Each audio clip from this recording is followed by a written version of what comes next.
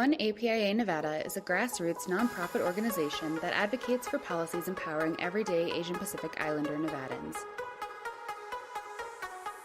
Nevada is home to a growing APIA community accounting for 1 in 10 voters. We are One APIA Nevada.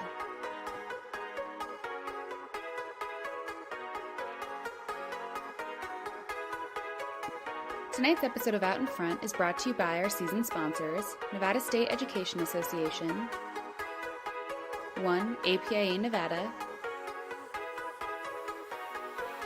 Silver State Voices, and Stefan and Marta Schmidt.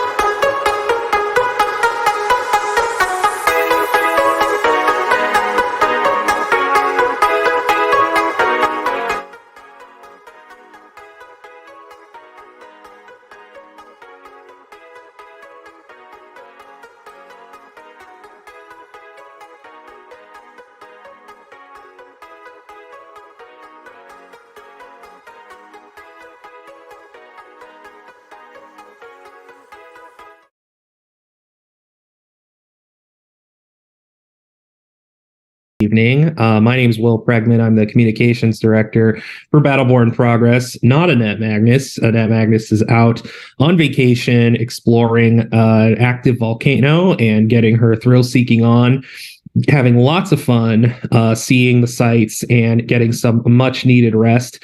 But I'm here for our final Out in Front of the year with a few of our staff members, some of our newest folks who've joined the team in this past year. We're going to be recapping the 2022 election cycle, some of the highs, maybe some of the lows of this past year, but also talking about our holiday plans, reflecting on what made this year so special, and then also talking about what we can come to expect in the new year. I would first like to introduce our guest and architect of the show, Mr. Brian Harris. Brian, welcome back to the show. I think you've been on a couple of times now at this point, and I wanted to start with you and talk about this being your first election cycle. And I'm sure you saw a lot of things, did a lot of things, learned a lot of things that maybe didn't make so much sense at first, but now I think you understand some of the method to our madness and why the three of us in the leadership team are so crazy all the time. But tell us, what was your experience like and what helped you to get through this crazy year? Oh, cool. Thanks for introducing me, Will. I appreciate it. I'm glad to be back on the show again. But yeah, no, the election season was pretty wild. It was pretty hectic.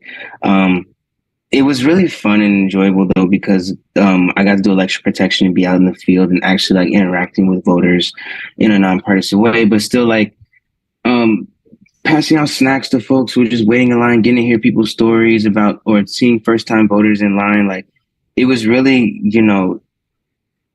rewarding for me to just see, folks' reactions after they got to vote for the first time, or, just being in community with them while they get to do such a monumental thing in their life was really cool. And, I enjoyed it a lot. Thank you for that. And of course, Brian is our voter education organizer. So you had quite the year putting together the nonpartisan voter guide and then seeing that kind of come to fruition in the form of people actually using it to vote. Can you talk a little bit about what that was like and just that experience of really seeing that through from beginning to end? Yeah, putting together the voter guide was really great. I really enjoyed it. It was a lot of tracking, a lot of data, monitoring the questions and answer portions of it. But it really was interesting to see how it became to be such a really widespread tool that was used across the state of Nevada, northern Nevada, like Reno and Washoe County and things like that. And then even here in southern Nevada and Vegas, like a lot of folks used it. We had like a special QR code for it. It was shared a lot on social media.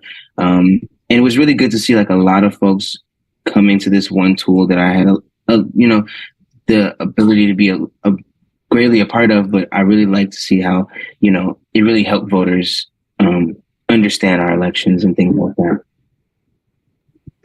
Yeah, I'm glad you said that because our elections have gone through a number of big changes in the past couple of years. And a big part of that has been the introduction of mail ballots and making sure people know the process around that and how they can very conveniently drop their ballot off.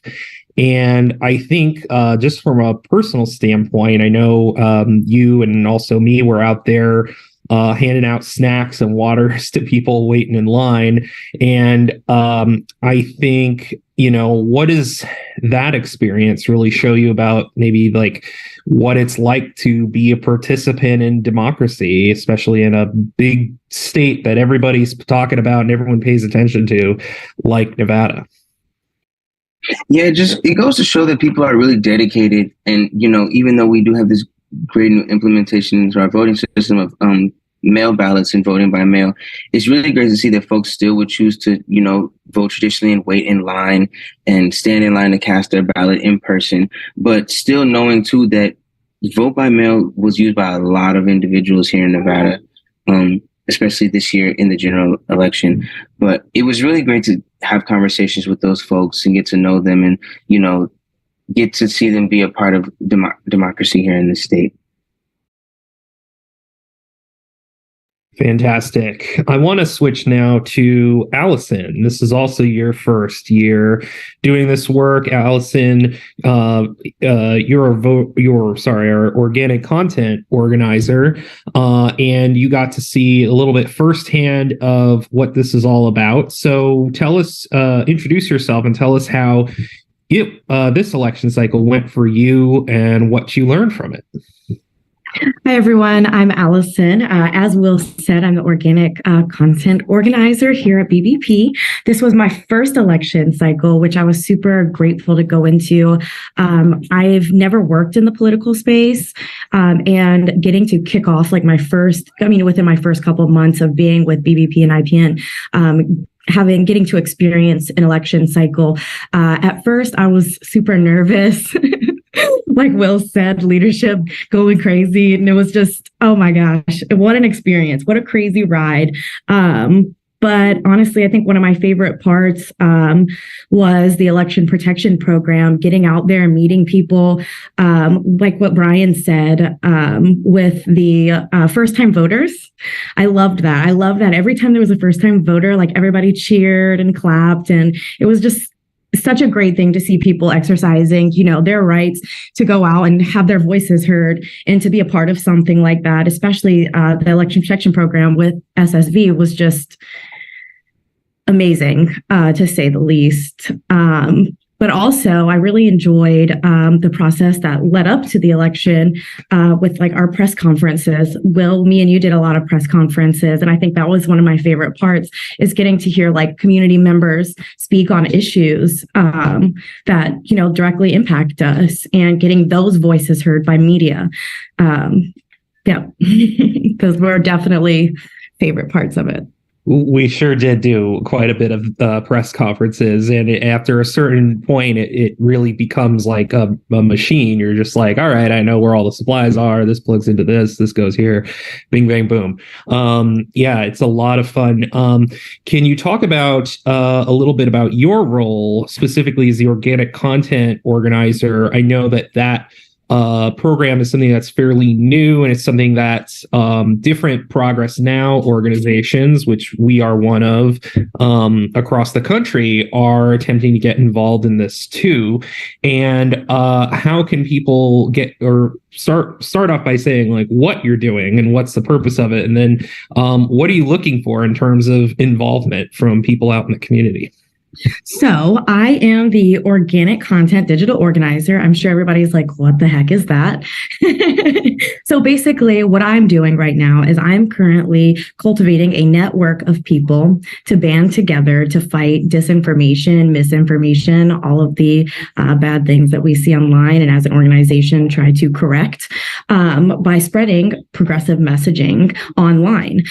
This project moves volunteers from the physical space to the digital space. That's what makes this such a important and honestly like a precious project, because not only are we organizing outside, but we're handling and tackling online spaces, which is where, we see an increase of false information that spreads rapidly.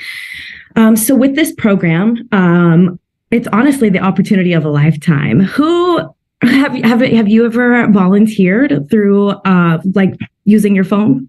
I haven't. And I think that it is one of the easiest ways to volunteer and get involved in the political space. With this, you can literally volunteer straight from the comfort of your phone. That's what I say.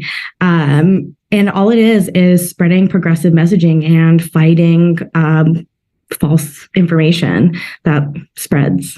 And what we're looking to do is create like a bigger machine, right? There's so much going on right now, and people aren't really believing what they see in big media and stuff nowadays. People are going to their friend, their neighbor, for information. And this is another way that we can, correct information and the spread. Yeah, definitely. I think a lot of us, especially during the election cycle, and weird how, it mysteriously disappears after the election happens, are familiar with the constant barrage of, right-wing memes,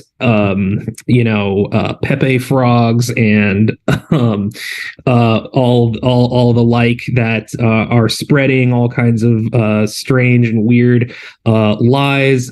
We saw today that the former president just rolled out a $99 a pop trading card collection that I guess is designed to like motivate people to like him or something. Not really clear on that, but I think what it sounds like what you're getting at really is tapping into how things of that nature can actually be pretty effective at spreading information, contrary to how silly they might seem. Can you talk a little bit about maybe some of the content that you've worked on, maybe during the election, and what kind of inspires you in this role to really move people using these kinds of pieces of content that correct things like disinformation? So far, what I've been doing is I've been working with our disinformation team, Ignacio and Lisa on our team. And what we do is we kind of look at the narratives that are going on online, especially in those right-wing spaces, and kind of pinpoint them without necessarily responding. We make content that goes hand in hand with these issues and narratives that are spreading online. So recently, I made a bunch of content directly on protecting public services, right? So whether it be public education, in the medical field, all of those public lands, things like that, taking that content, reminding people like, hey, thank your UPS driver, thank them for all the work that they did during this election, all of that. Take advantage, appreciate, the public lands that we have and things. It's just kind of acknowledging the narratives without amplifying them. That's our goal here. That's really awesome. And I'm really excited to see where you're going to take that program in 2023. We have a whole session on it on our upcoming Progressive Summit, which we'll talk about in a little bit. But before I go to our next guest, I wanted to plug for everybody that if you've got questions for the team here, you've got myself, you've got Brian, you've got Allison, and we're about to introduce Ignacio.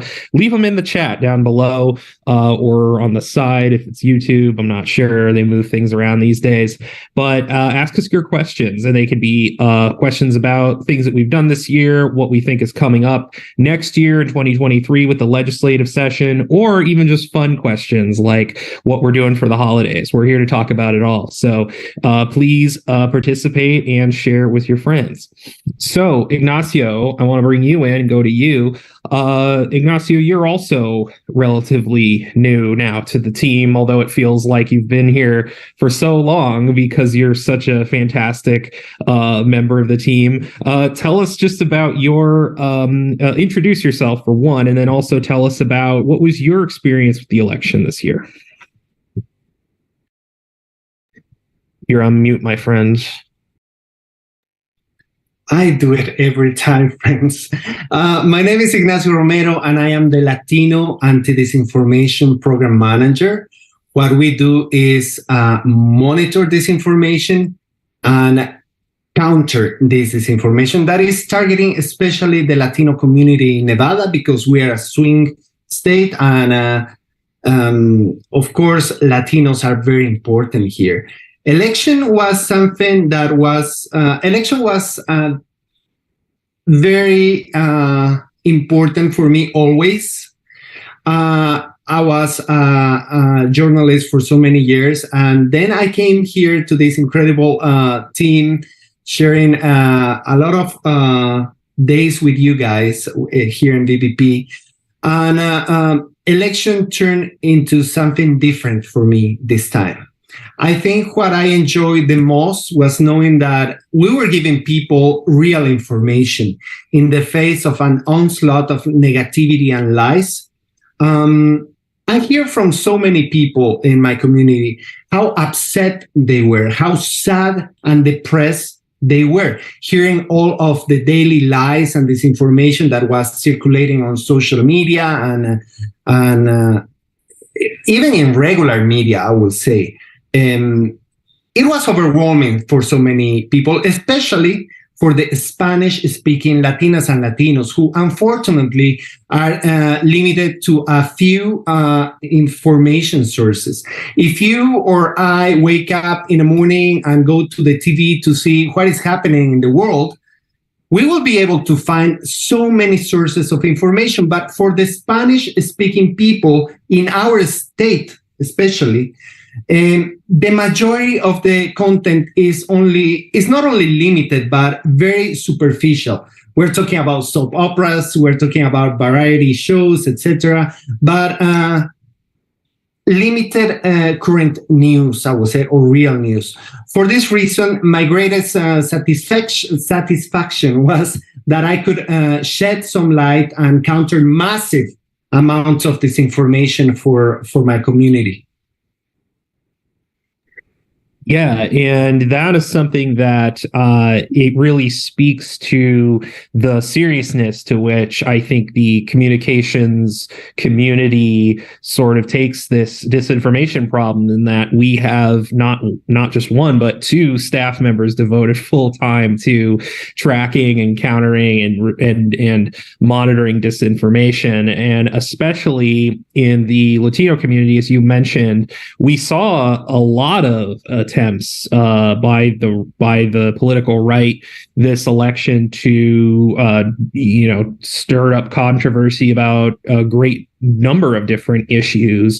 Can you talk a little bit about, I don't want to amplify directly, of course, any of the things that were being said, but I know there's been a lot of attacks, particularly in Nevada and also nationally, on the trans community in Nevada. And we saw some of that here.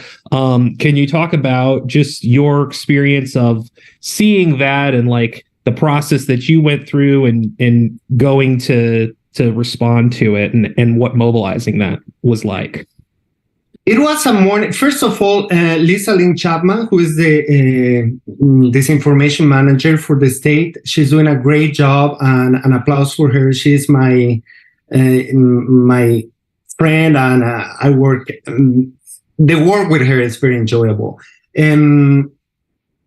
It was a morning, I believe, 1 week and a half or 2 weeks before the election, and we started receiving calls from many people, and even from people outside the state, telling us what this radio was saying. This radio was attacking trans kids and teenagers for who they were, and this was paid by, I would say, radical right-wing organizations and people.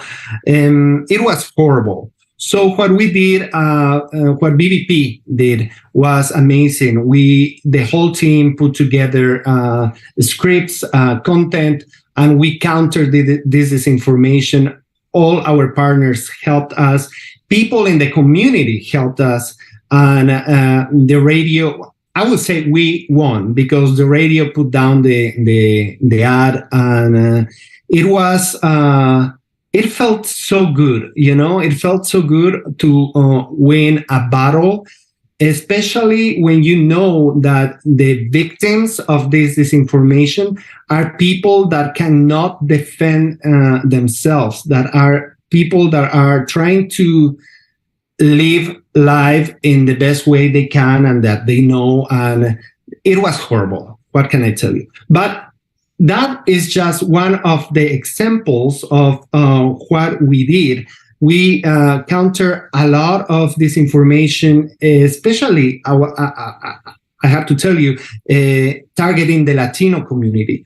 It wasn't only that they tried to divide the Latino community. They tried to put the Latino community against other communities, and they tried to put other communities against the Latino community. So it was very intense, and we were fighting in many fronts. As you guys know, there are different actors of disinformation, I would say. I would call we call actors of disinformation the people, organizations, or entities that create this disinformation, these lies and manipulation. So one of the big actors of disinformation are other states. I'm saying countries. We have Russia, China, Iran, that specifically create disinformation to divide us through creating chaos, and the objective is to weaken us. The main thing is an international control. Then not only we are countering disinformation for this kind of rhetoric and message, but we are also countering disinformation from national actors of disinformation, especially, and sadly I have to say this, but radical right-wing people that and politicians, many of those in this particular election, that were spreading lies. And the third group was the actors of disinformation in the small communities, in the cities, in neighborhoods, that they just copy the disinformation created in other countries and nationally, and they translate it, I would say, with the language of their community or what is happening in their city. So the work that we did in BBP countering disinformation was phenomenal. And Alison is actually doing a very good job also creating content. And we are going to work very hard next year because the legislative season is coming. And with that, a lot of this information is going to come too. So if anybody's watching this show that want to help us, if you speak Spanish, English, if you're bilingual, please, if you have 1 hour a week or 2 hours or 3 hours, please donate your time to us. We really will appreciate that. We need volunteers. If you have some $20 that you want to donate to a good cause, please, we need all the help that we can, because this fight is going to be huge, not only for the legislative session, but for the next election. We don't want more people to get radicalized, Will. You don't need to tell me. But you kind of you not only addressed some of what my next question was going to be, but you also made a fundraising pitch to boot. So I think that's very impressive. We'll be sure to drop our end of year giving link in the chat. We are sending out a series of really fun and creative emails just these past couple of weeks to make sure that we hit our goal. So thank you for that. So I want to back up to something that you mentioned, which is that there's all these different fronts of disinformation. You have everything from these local actors to going on up to these large competing superpowers like Russia and China. And something interesting that you noted was that it's all aimed at dividing people, right? It's all this criticism or scapegoating of certain groups and whatnot. And I think it's very interesting when we get into like the who is spreading these lies and what their actual motivation is, right? Because they always present it, going back to the transgender children thing. It's all about, they're coming after your kids or whatever. But like the real agenda is like, it's people that want to basically defund public schools and public education and siphon money off into, their Betsy DeVos charter network or whatever that they're trying to run. So can you talk a little bit about, in the work that you and Lisa have done this year on just identifying some of these sources of disinformation and what peeling back these layers to find what the real agenda is underneath, and like what that has shown you and taught you about fighting this issue as we go in the future? As I said, working in journalism for so many years gave me the big idea of something is going on here, something that I didn't see before.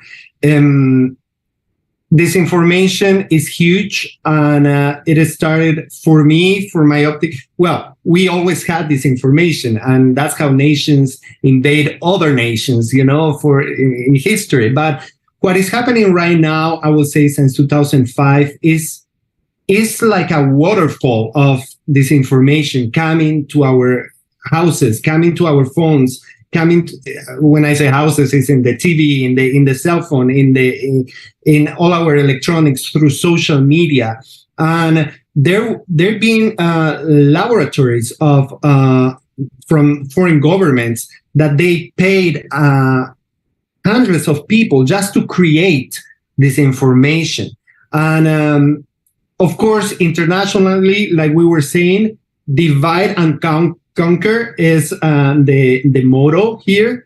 They want us, the most divide the nation is, the better for them.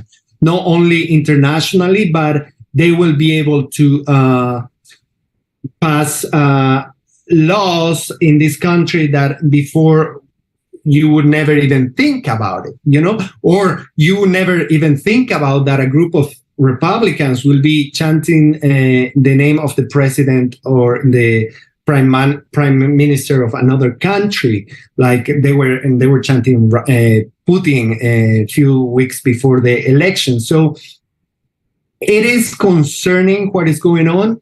It is very scary, and it's not happening only in the United States. It happens in Europe. This week, what happened in Germany, arresting so many people because they want to do the same that they tried to do here in January 6th a few years ago. And what is happening in South America, in Brazil, in Peru, in Argentina, in my country, in Bolivia, it is an amount of disinformation that we never saw in the history of this planet. It's a lot. So what we can do to stop this is, if you get information in your phone, in your computer, and you are very upset about this because you really know that this is not real, please don't put an angry face. Do not share this. Do not comment on this. And I will say even do not follow people that are spreading this information. If you want to see what this X or Y politicians are saying, just go to their page and see what they are saying. But if you follow them, you create the amount of people following them is more. If you share their content, if you put an ugly face, all this is going to show the algorithms, the social media algorithms, that publication is important. So you are helping their cause instead of attacking it, So there are some things like that you can do to stop disinformation. And of course, helping us here, as I said before, donate your time and money for this fight that we have here. Yeah, that's great. And I think emphasizing the issue on the algorithm is important, especially as we're seeing this dump of news, I guess you could call it, from various journalists that Elon Musk has decided to pay very handsomely to spill some dirt about Twitter.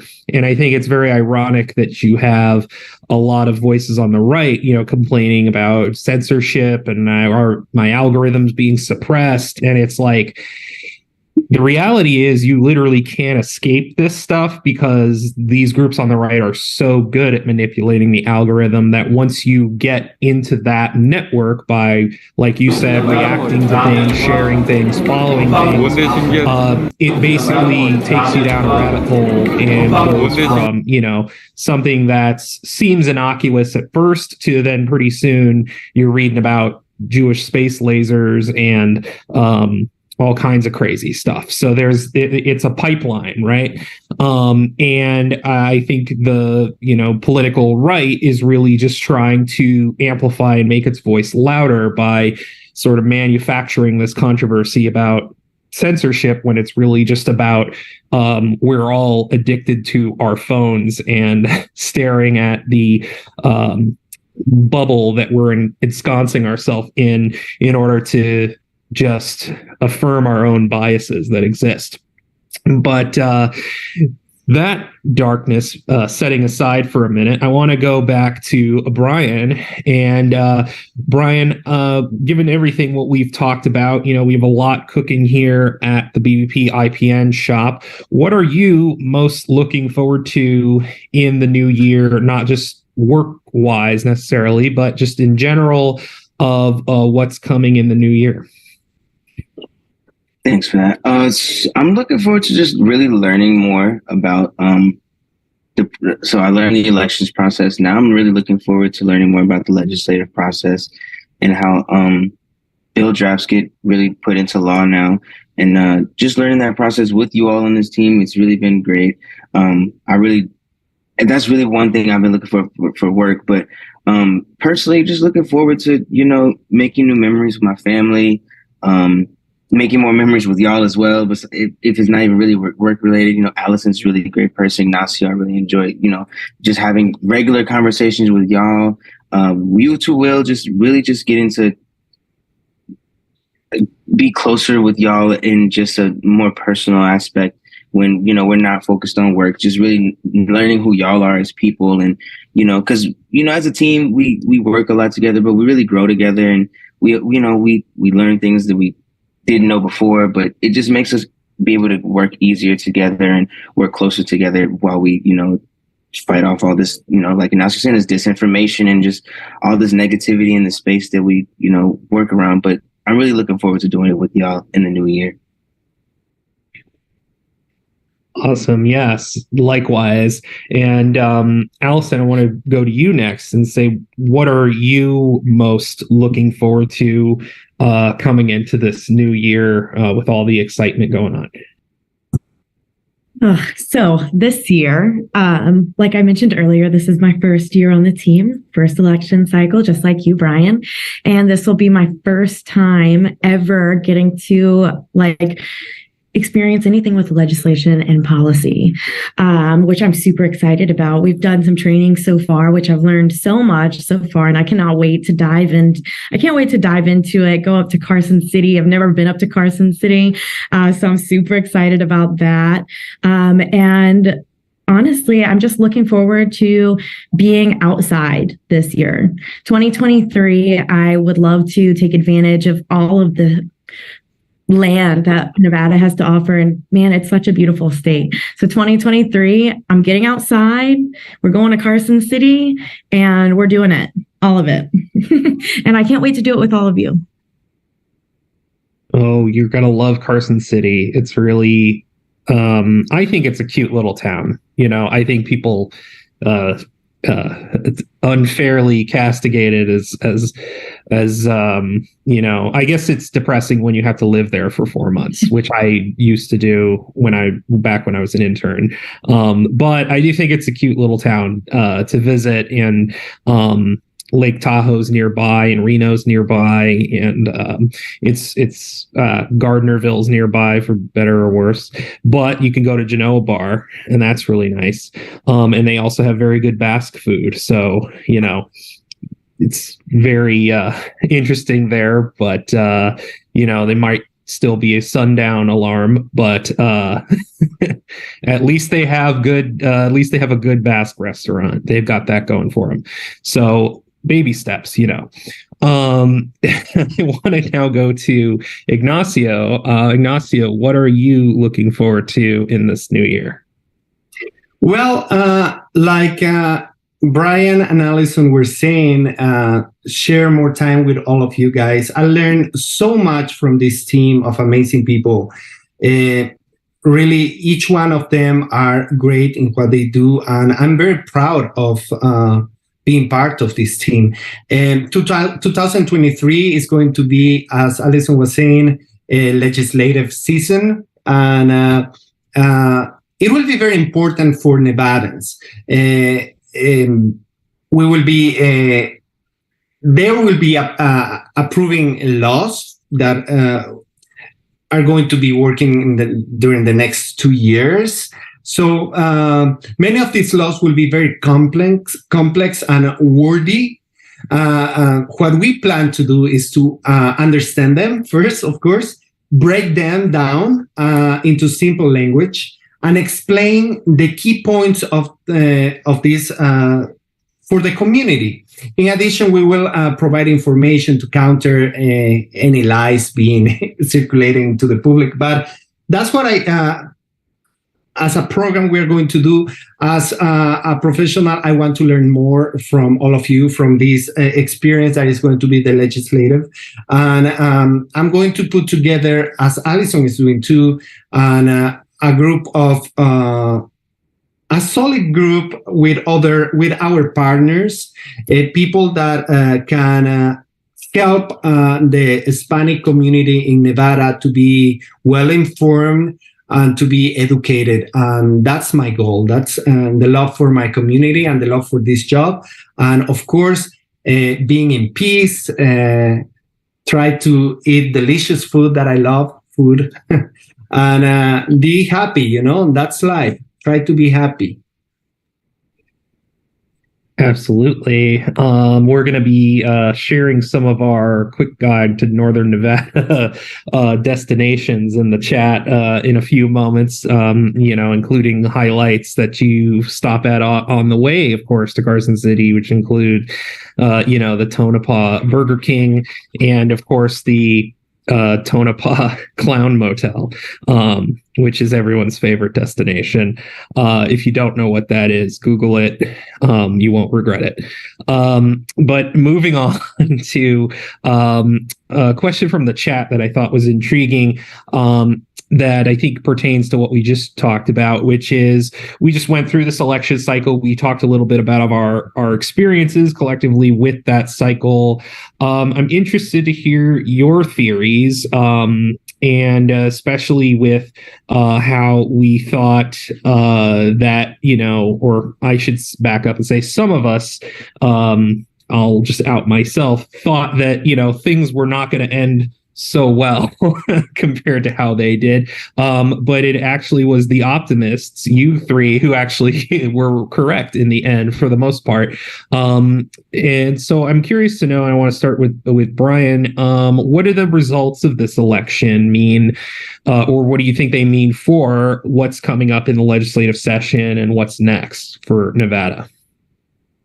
Well, I feel with the results of this election, it just goes to show that, with hard work and with dedication, we can really, make change here in Nevada. But the work is not over. We still have a lot more work to do going into legislative session to make sure that now that we've got legislators in office, they do their job. Like, we really need them to, help the communities that, put up those election votes for them to get into office, but just making sure that, the communities are taken care of going into legislative session. I really think that's really important. And I think with our new governor-elect, we really, there's a lot of still up in the air, but, we really should still know that we still have work to do and things could always be better. Totally. Allison, what about you? How do you feel with the election results, and what do you think that means for this upcoming session and the future of Nevada?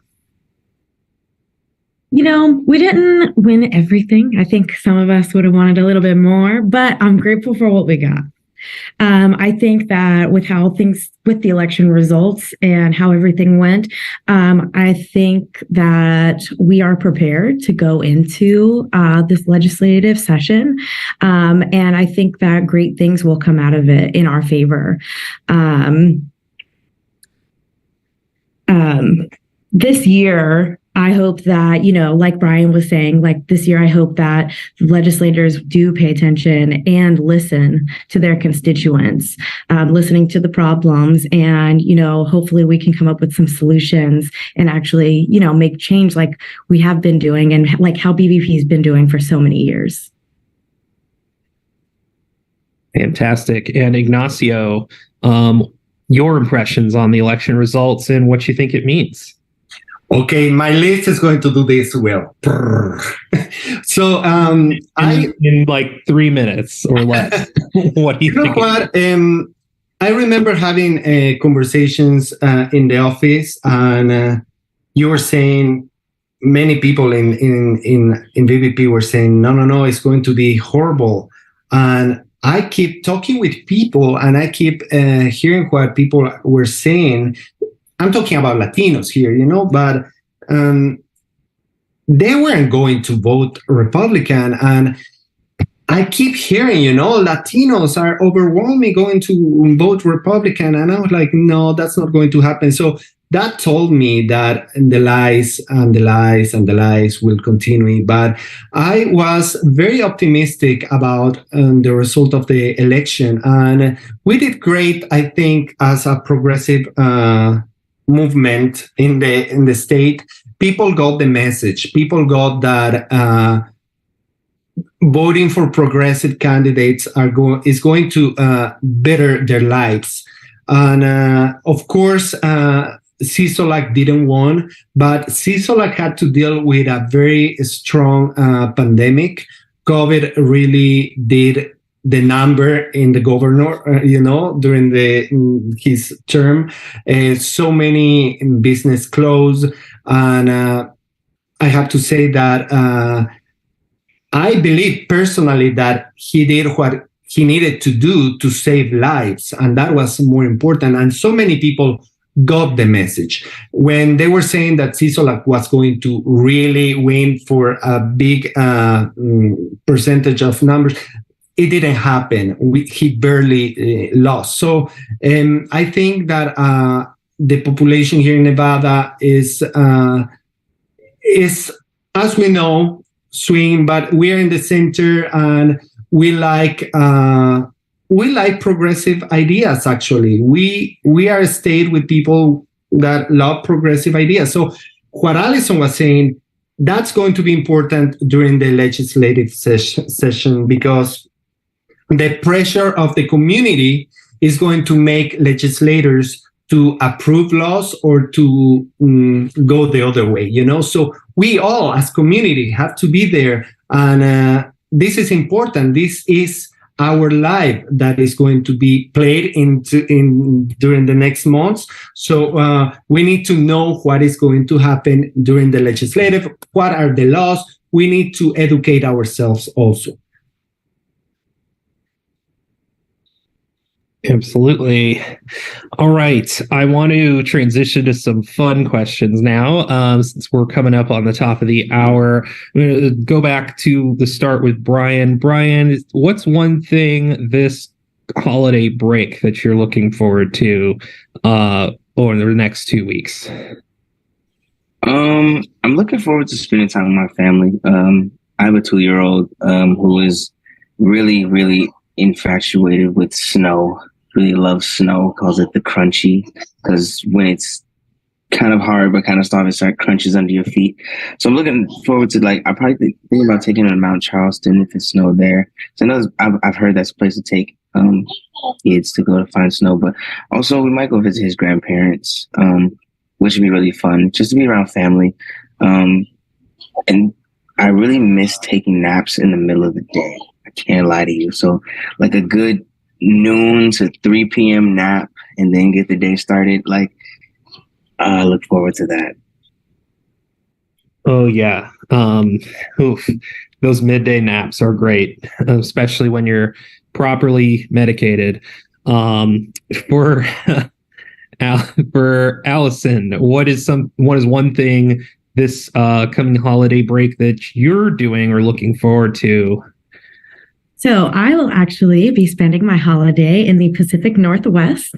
I'm going up to Seattle to visit my cousin for Christmas, and we plan on going to Oregon. I love Portland. I'm like obsessed with Portland and Seattle, and seeing old friends, some old friends that live in Washington still. Washington's just gorgeous, and out here, since I moved here, I've been deprived from my greenery. So I'm definitely going to immerse myself with all of the green moss that grows on the ground, all of it, hiking, and just being by the water. That's one thing that I miss so much, is being by the water. So definitely looking forward to that and spending time with friends and family. And then Ignacio, what about you? I miss the water too, Allison. So, oh my God, and greenery. I love Nevada. I wouldn't change it, but the green and the water is something that I miss. So I'm going with my partner and mom probably to Belize. We are in the process of planning, so hopefully we will do that. I'm also looking forward to spending some quality time with friends and family, and to go back to my books. I miss them so much. So that's what I'm doing. How about you, Will? Oh, thank you for asking. I am going to be probably just spending time also napping, also hibernating, and going to see my family and eating lots of Christmas cookies and watching some awesome holiday movies. Probably by myself, but also with the two bunnies, Emmett and Thumper, my co-directors of Naps and Treats. So I'm very excited to spend some good quality time, especially because their dad was out of the house quite a bit during the election. So it's going to be good to be home with the kiddos, the fur children. Awesome. And I think to wrap us up, I wanted to ask what is actually, hold on. First, we have a question from the chat here. For Ignacio, what book are you going to read first?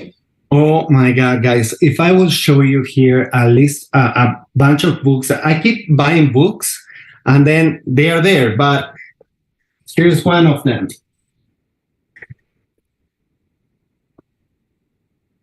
The name is Messengers. The Stephen Martin is Who We Listen to, Who We Don't, and Why. Talking about this information, but this is something that I'm waiting for. So that's great. Send your book recommendations to Ignacio in the chat. I can't read for pleasure anymore. It's been destroyed out of my brain now because of my professional life.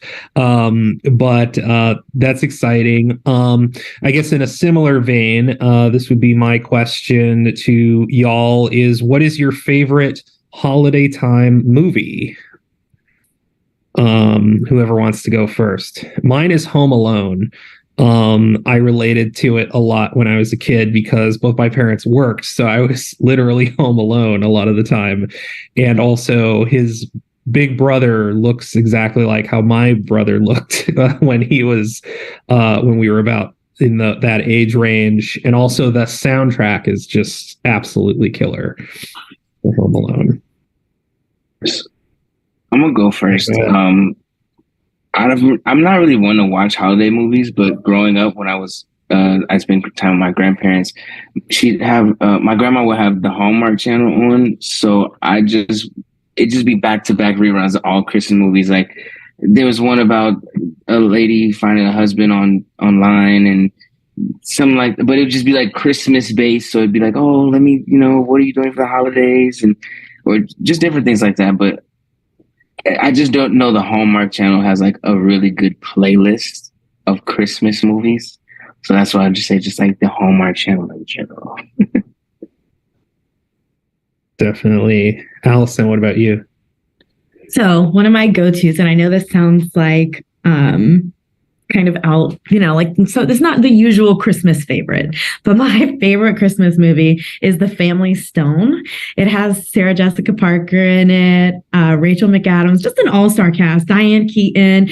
Every year, if they're not streaming it, I'll rent it every year. I must watch it on Christmas Day. And I've been doing that since I was younger and it came out in theaters. So absolute gold. And also The Holiday with Cameron Diaz. Love that movie.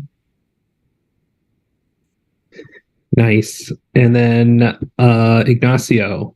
Well, I have to tell you, probably all of you guys know this movie, but I discovered it when I came to United States, and I love it. I love it. I think that every single kid in the world should watch this. I don't know why we didn't have this in my country. It's A Christmas Carol. So that's a beautiful movie with a lot of... Which version of The Christmas Carol? I like the old version. I saw only the old version and the 1984 is another one. And another one is the one of 2020. I think it was it was one in 2020, I believe. But yeah, then that's a very nice. Do you like that? Yeah, no, they're all good. I would recommend, if you have Disney Plus, check out Muppet Christmas Carol. That one's my favorite. They also, I think, apparently I read something somewhere, maybe it was disinformation, but I think I read that they restored a scene that was originally cut from the version that they put on the streaming service that I was really annoyed about, because I had the VHS when I was a little kid. You Gen Zers may not remember what a VHS is, but we used to have a tape that you had to scroll with, a machine that made a lot of noise. But there's a very lovely musical scene in the middle of it that they took out for whatever reason, because of like some copyright nonsense or something, but they've added that back in on the Disney Plus version, so check that out. All right. Cool. I think that is where we will leave it. Thank you, everybody, for making such a great show. And thank you out there to the audience for tuning in with us. I want to plug just one quick thing, and that is our Progressive Summit coming up on January 21 and 22. That is going to be our big signature convening that we do every year. We're keeping it virtual this year, not necessarily just because of COVID reasons, but also because we decided that the summit online actually makes a lot of sense and allows people from all over the state to join. It's $15 for 2 days or $10 for 1 day. We'll put the ticket link in the chat, but there's also scholarships available. So if your money is tight and you can't quite make it, you can apply for a scholarship. We give them to everybody. We don't turn anybody away. And we'd love to have y'all join us. We have some exciting sessions that we're going to go through this year. We have a keynote speaker, our probably earliest announcement of a keynote speaker ever, which is Congressman Ro Khanna, who is a progressive congressman from the state of California. who's going to be stopping by to say a few words and share some interesting words of wisdom with us. So I'd highly encourage y'all to check it out. We'll be dropping our full tentative agenda for that, likely the first week we come back from break on the week of January 2nd. So stay tuned for that. You can like us, subscribe to us, follow us, whatever, retweet us, all the things on all of our pages to get the latest news about all of that information. And we'll be sure to send that to your inboxes if you sign up on battlebornprogress.org for all of our emails and listservs. One final just go around. I want to give each of y'all the last word to make your pitch on how to get involved with BBP in the new year. And Ignacio, we'll go reverse order. Ignacio, I'll start with you. Well, if you guys or people, friends, you can write to my email, ignacio@battlebornprogress.org. You can go to our social media accounts, Battleborn Progress or the Institute for a Progressive Nevada. We are on Instagram and Facebook, Twitter, and yes, I'm trying to think something else, but that's what I have now. Fantastic. That'll do. And Allison. Yes, please get involved with the easiest volunteer opportunity of your life. You can sign up. We'll drop the link, a sign up link if you want to get involved in the chat and also on our Twitter page. So you can just click that link. You can read all about it. You can sign up or you can reach out to me, Allison, ALLISON @battlebornprogress.org. Email me with any questions. I would love to set up like a coffee date, one-on-one. We could get together, talk about the program, and see, what opportunities BBP has for you in the activism space. So we'd love to do that. So go ahead and sign up. And finally, Brian, how can folks get involved in the BBP IPN world in 2023? Well, during the legislative session, I know we're going to be covering a bunch of different bills that would impact the community. So we'll definitely be sending out, we'll be talking about that and having OIF episodes about that. But if you have anything that you would like to reach out to me for, my email is bharris@battlebornprogress.org as well. I love to even just have a regular conversation with you. I like talking to folks overall in general, and just hearing from different people about different things that they're dealing with, or just anything really. I just like having regular conversations. So just hit me up if you want to talk. Excellent. And I'll just plug one more time. Progressive Summit, January 2021 and 22, 2023. Try saying that 5 times fast. It's going to be great. It's going to be awesome. We want you there. So sign up, get your tickets now, because that space does fill up fast and it is limited. Thank you, everybody, once again. Have a happy holidays, happy winter solstice, and a happy new year. And we'll catch you on the flippity flip in 2023. See you then. Bye now.